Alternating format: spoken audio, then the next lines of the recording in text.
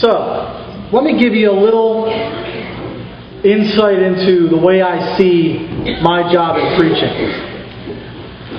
The pastor's job is the trained person, I suppose, would be not the best way I can say it, as a seminary graduate. I'm to go to the text, study the text. We're all to read the Bible, though, by the way. But my job is specifically to go to the text, see what I found, and report on it on a weekly basis.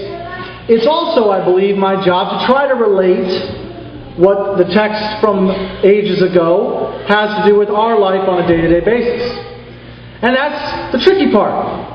And so that means I often turn to personal stories and events, because I can't use your personal stories and events in the pulpit, because that would be a violation of your privacy.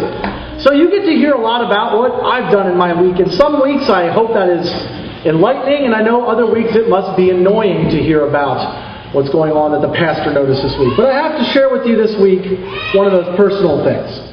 Because when you're a preacher in a small town and connected to other small towns, you live a mixture of public and private life. Everywhere I go, there are people who know who I am, even if I don't know who they are. And so I've become accustomed to my private life being public. And there's something about my personal life that I talk about all the time in public settings. And it makes people very, very uncomfortable. And I'm going to do it again. And that is this very simple fact. I am fat. Now, saying that out loud is apparently a very radical thing to do in our society today. People get really uncomfortable when I say the word fat or overweight. That's just a nicer way of saying fat. It's a 3-letter word that you might as well put the extra T on the end. It's a 4-letter word. 2 incidents in my life in the last week have demonstrated how uncomfortable people are when I say that out loud. One funny, one serious. The funny one was last Sunday. I got to go to an Eagle Scout ceremony, and afterwards there were snacks, cake, and actually it was chicken fingers. It was a whole meal. I got down there rather late. I was talking with some of the scout leaders, some of the dads, and as I do, I get in conversation, and I'm the last one to the buffet line. And I joked, as I often do, well, I like to go last. People get nervous when the fat guy goes first in the buffet line. This way they'll know there's food left.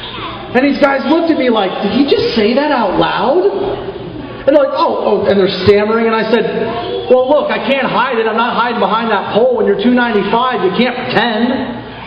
And they just were flabbergasted. I would speak so honestly and openly about that topic. Then Wednesday, I went to an eye doctor. I heard an ad on the radio for a free screening for a retinal problem that's often linked to diabetes.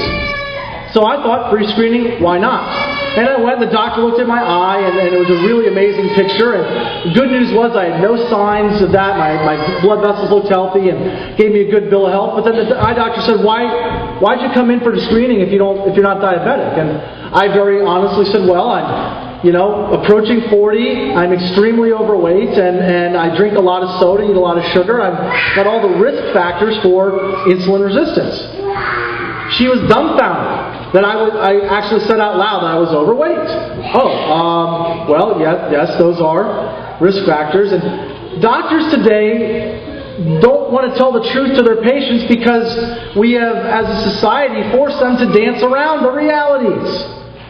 You're fat. You need to lose weight. They don't say that. They talk about you need more of this in your diet, you need less of this. Let's just say I'm fat. I do that so that I can disarm the issue. I strongly believe that some things just need to be stated. You ever hear the phrase, and this is no accident, the elephant in the room? That's the phrase we use in our society, right? About something that everyone knows is there, but nobody wants to talk about. And sometimes naming that thing is the most powerful thing you can do in getting past it or through it or dealing with it. My home church that went through the merger process was able to do so in a positive way because somebody said out loud several years ago, if we stay on the current trajectory of these churches, we're going to die or close. When you say that out loud to a congregation, it's a very painful thing. But in doing so, they decided to take a different approach to their church and are thriving now in their merger.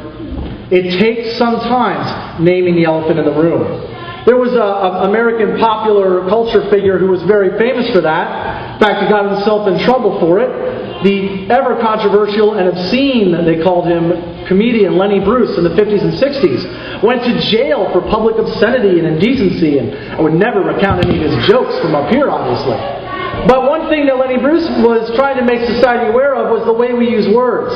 And he would use every ethnic slur he could figure out for all the people in his audience. He would see the faces and the nationalities he could find and the colors and races, and he would use every nasty word that anybody had ever come up with for all of the races that we've done. And in doing so, he disarmed them by saying out loud, "Are there any so-and-sos here in the audience?" People would say, "Well, did you just say that?"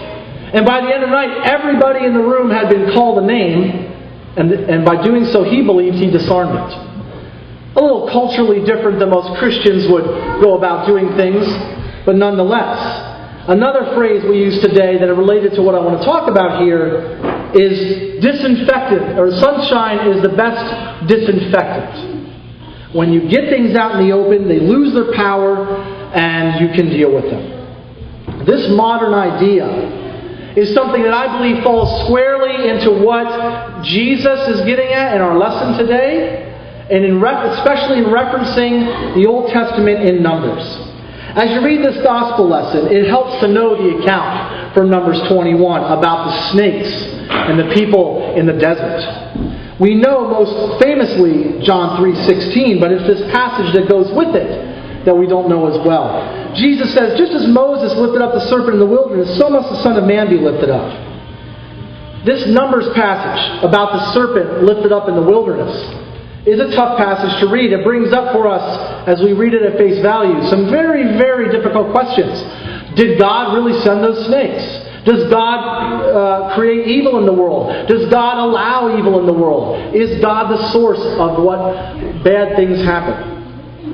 Those are fundamental questions we ask ourselves often as people of faith, and I would not believe I could possibly answer fully those questions in one sermon on a Sunday morning. So I'm going to dance around that for the day.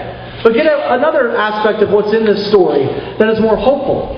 That what we see is that no matter how you want to understand the snakes and where they came from, God is always the one providing the solution, the healing, the good news in this and other lessons. God is the one who gave Moses a way to deal with the snakes that were there as a consequence of the people's sin. Their sin was complaining against God and against Moses. They were taken out of the land of Egypt and headed toward the promised land, but it was a bumpy road, and they didn't like it. They grumbled, it says in some translations. If my father were translating the Old Testament, he would have called them whiners.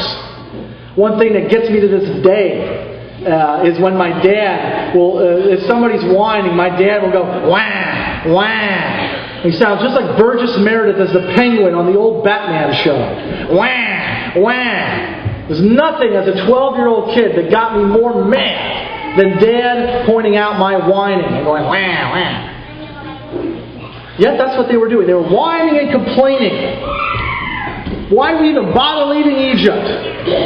And as a result of their whining and complaining, they had a snake plague to deal with. So they asked for help, and God provided help.